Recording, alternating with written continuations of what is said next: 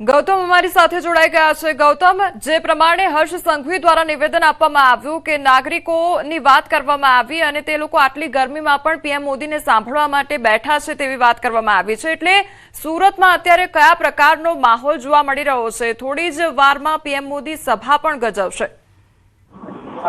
જી બિલકુલ, પીએમ મોદી જે indoor stadium ખાતે એક ખાસ સભાનું આયોજન કરવામાં આવ્યું છે તે સભાને નરેન્દ્ર મોદી જે છે તે ગજવવાના છે। મહત્વનું સાથે એ છે કે તેમાં 18,000 વિકાસ કાર્યનો લોકાર્પણ અને તેને લઈને નાગરિકો અનેરો ઉત્સાહ જોવા મળે।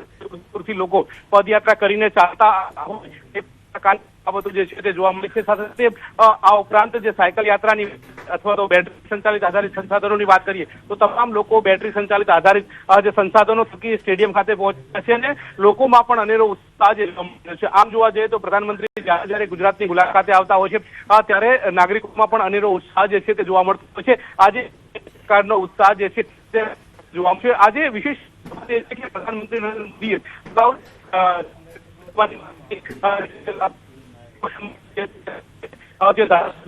એક સાથ દ્રશ્યો જે છે સાયકલ યાત્રા છે તે લોકો સાયકલ તરફ વળ્યા અને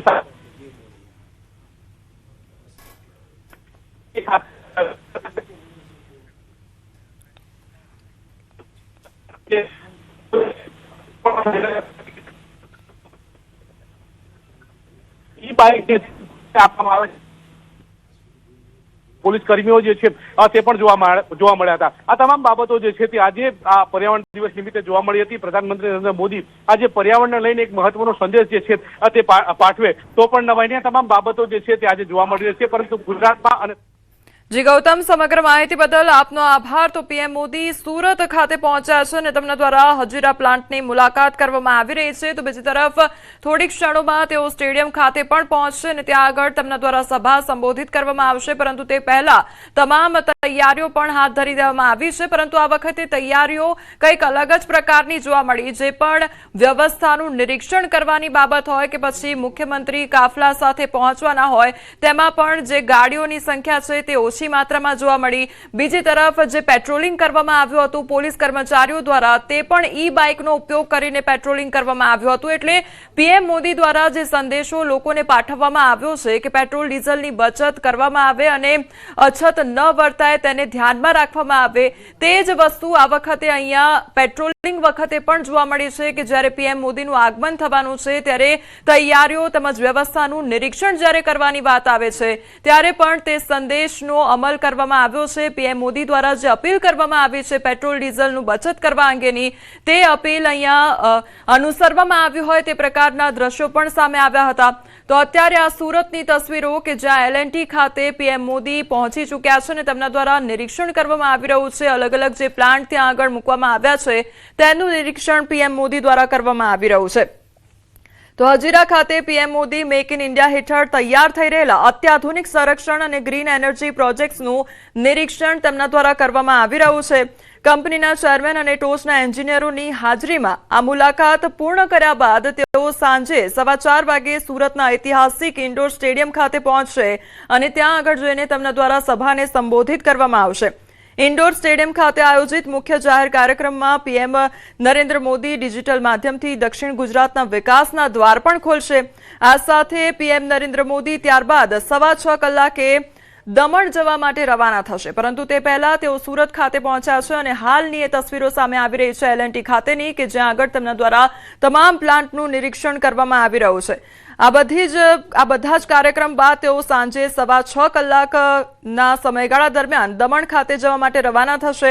તેમના હસ્તે ત્યાં પણ લગભગ 3,000 કરોડથી વધુના વિવિધ વિકાસ કાર્યોનું લોકાર્પણ અને ખાતમુહૂર્ત કરવામાં આવશે। તો સુરત, નવસારી, ભરૂચ, વલસાડ, તાપી, ડાંગ અને નર્મદા સહિતના જે 7 જિલ્લાઓ છે તેના માટે અંદાજિત ₹18,778 કરોડના વિવિધ 8 વિભાગોના 24 વિકાસ પ્રકલ્પોની ભેટ આજે લોકોને આપવામાં આવશે।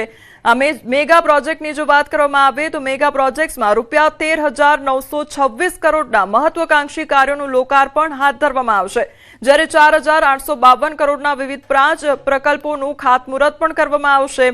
તો આ વખતે જે પણ પેટ્રોલિંગ હાથ ધરવામાં આવ્યું અને આ વખતે જે સીએમની જો વાત કરવામાં આવે તો સીએમ પણ સુરત ખાતે પહોંચ્યા અને જે કાફલો હતો તેની સંખ્યા પણ ઘટાડવામાં આવી છે.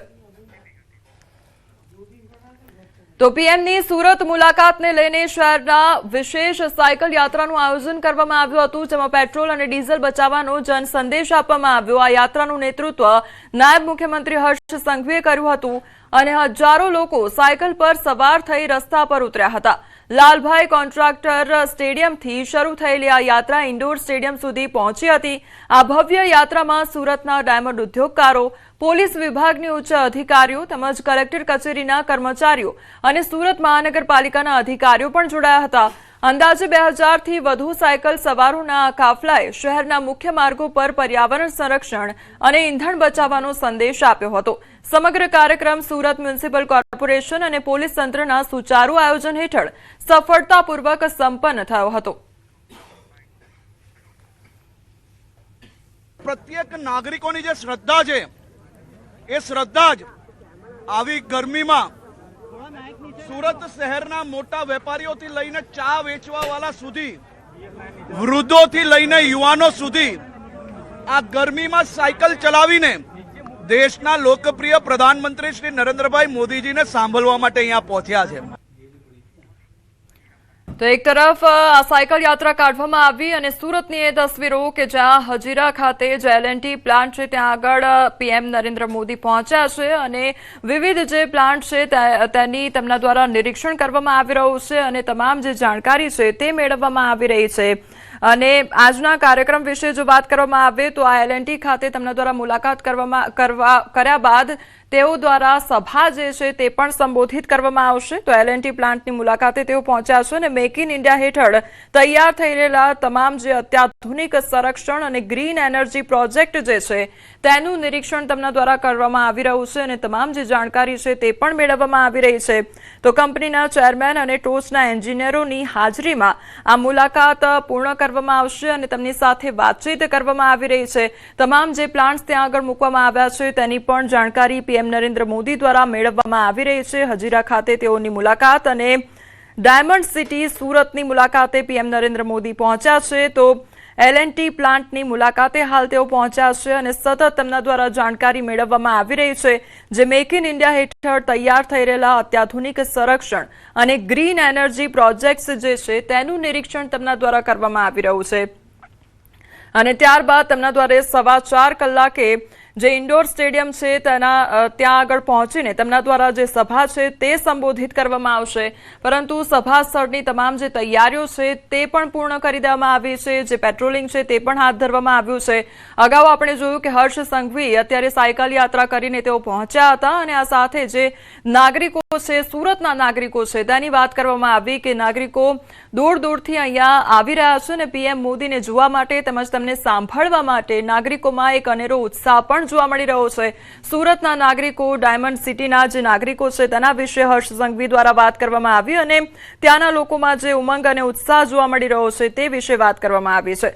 તો પ્રધાનમંત્રી નરેન્દ્ર મોદી આજે સુરતમાં છે અને પેટ્રોલ ડીઝલ બચાવવાના સંદેશ સાથે નાયબ મુખ્યમંત્રી હર્ષ સંઘવીની આગેવાનીમાં સાયકલ યાત્રાનું પણ આયોજન કરવામાં આવ્યું હતું અને 2000થી વધુ લોકો આ યાત્રામાં જોડાયા હતા. પરંતુ તે પહેલા જે આ સુરતની તસવીરો સામે આવી રહી છે કે જ્યાં પીએમ મોદી એલએનટી પ્લાન્ટ ખાતે પહોંચ્યા છે અને તમામ જે પ્લાન્ટની જાણકારી છે તે તેમના દ્વારા મેળવવામાં આવી રહી છે.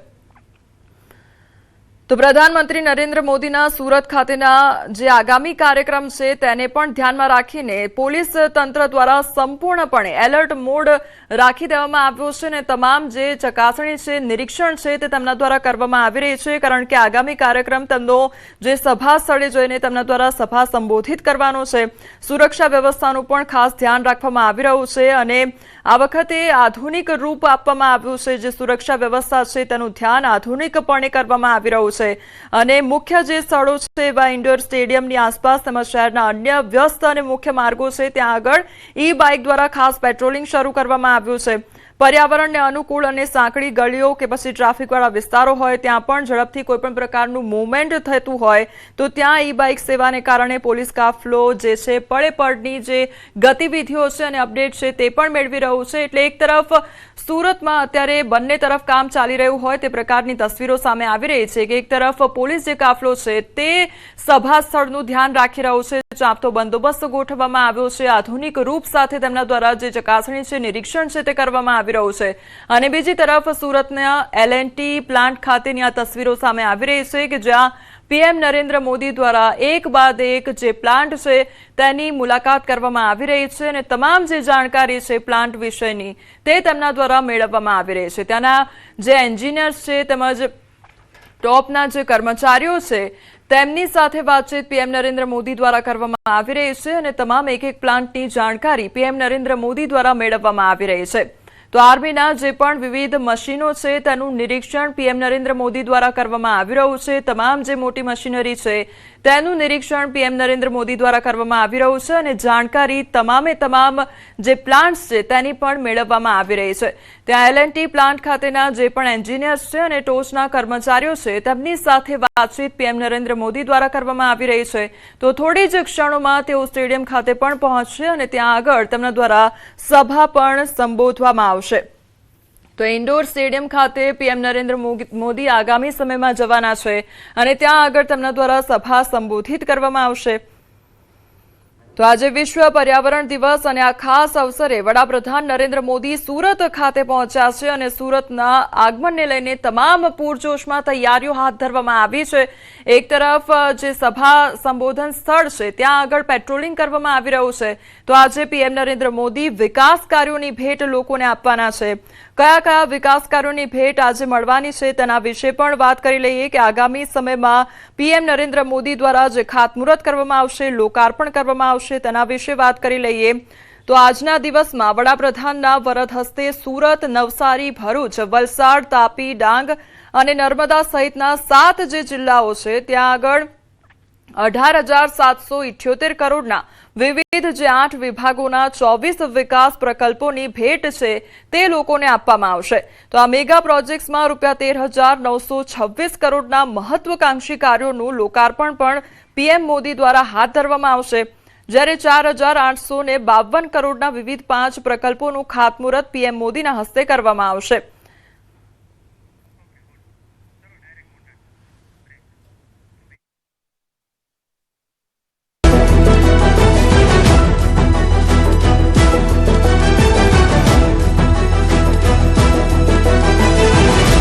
ખેડૂતો માટે ખુશીના સમાચાર, અંતે કેરળમાં ચોમાસાની ધમાકેદાર એન્ટ્રી।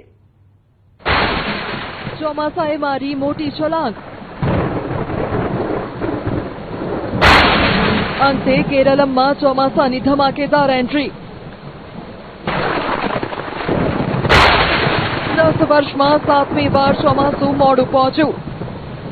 દેશના ખેડૂતો જેની આતુરતાપૂર્વક રાહ જોઈ રહ્યા હતા તે ચોમાસું અંતે દેશમાં એન્ટ્રી કરી ચૂક્યું છે। દક્ષિણ પશ્ચિમ ચોમાસાએ કેરળમાં સત્તાવાર રીતે દસ્તક આપી દીધી છે। આ સાથે જ ભારતમાં વરસાદની મુખ્ય સિઝનનો પ્રારંભ થઈ ચૂક્યો છે। ભારતીય હવામાન વિભાગે દાવો કર્યો છે કે ચોમાસાએ કેરળમાં પ્રવેશ કરી લીધો છે। તેની અસરથી કેરળમ ઉપરાંત તમિલનાડુ અને કર્ણાટકમાં કેટલીક જગ્યાએ આગામી 7 દિવસ ભારે વરસાદ થઈ શકે છે। હવામાન વિભાગે અગાઉ અનુમાન લગાવ્યું હતું કે ચોમાસું 26 મેના રોજ કેરળ પહોંચશે, પરંતુ તે મુજબ 9 દિવસ મોડું અને દર વર્ષે 1 જૂને કેરળમાં ચોમાસું પહોંચે છે। તે મુજબ 3 દિવસ મોડું ચોમાસું કેરળમાં પહોંચ્યું છે। ચોમાસાએ એવી છલાંગ મારી કે છેક કર્ણાટક સુધી ચોમાસું પહોંચી ગયું। ચોમાસાને આગળ વધવા માટે સ્થિતિ અનુકૂળ છે। આ 2 થી 3 દિવસમાં ચોમાસું આગળ વધીને ન માત્ર ગોવા પરંતુ મહારાષ્ટ્ર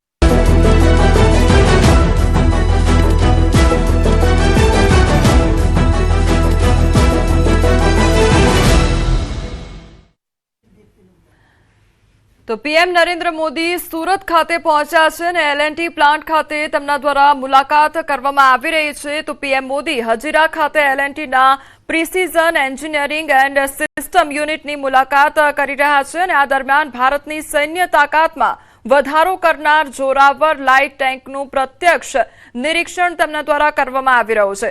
મેક ઇન ઇન્ડિયા અભિયાન હેઠળ સંપૂર્ણ સ્વદેશી રૂપથી વિકસિત કરવામાં આવેલી આ લાઇટ યુદ્ધ ટેન્ક લદ્દાખ અને વાસ્તવિક નિયંત્રણ રેખા એલએસી જેવા અતિ ઊંચાઈ ધરાવતા અને દુર્ગમ પહાડી ક્ષેત્રોમાં દુશ્મનોને નેસ્ત નાબૂદ કરવા માટે ખાસ ડિઝાઇન કરવામાં આવી છે અને તેનું નિરીક્ષણ પીએમ નરેન્દ્ર મોદી દ્વારા કરવામાં આવી રહ્યું છે.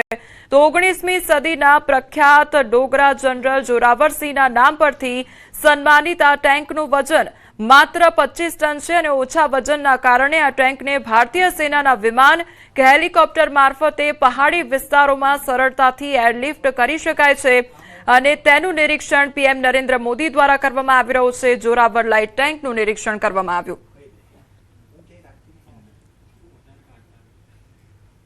પીએમ મોદી આજે સંઘ પ્રદેશ દમણની મુલાકાતે છે ત્યારે પીએમના આગમનને લઈને તૈયારીઓ પૂરજોશમાં હાથ ધરવામાં આવી છે. દમણવાસીઓને પીએમ વિકાસ કાર્યોની ભેટ આપશે ત્યારે હોસ્પિટલ અને એરપોર્ટનું પીએમના હસ્તે લોકાર્પણ કરવામાં આવશે.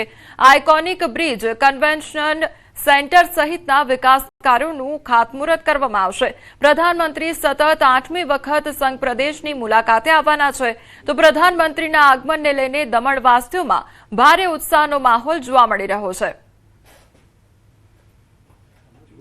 ગુજરાત રાજ્યની બાજુમાં આવેલા સંઘ પ્રદેશ દમણમાં આજે દેશના વડાપ્રધાન મહેમાન બનવા જઈ રહ્યા છે.